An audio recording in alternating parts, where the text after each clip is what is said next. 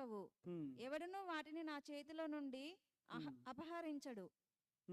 వాటిని వాటిని నాకిచ్చిన నా తండ్రి అందరికంటే గొప్పవాడు గనుక నా తండ్రి చేతిలో నుండి ఎవడును వాటిని అపహరించరు. ఎవడును నా చేతి నుంచి అపహరించరు, నా తండ్రి చేతి నుంచి కూడా అపహరించరు కదా.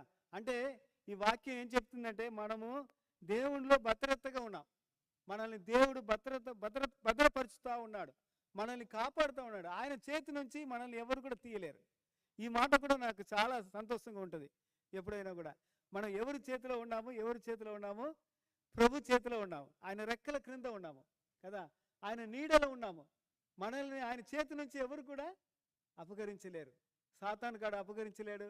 ఏ కష్టాలు ఏ బాధలు ఉన్నా కూడా మనల్ని దేవుని నుంచి దూరం చేయలేరు. ఎందుకంటే ఆయన చేతిలో మనం ఉన్నాం, కాపరి చేతిలో మనం ఉన్నాము. కాపరి బాధ్యత ఉన్నది కనుక ఆయన ఆఖరి వరకు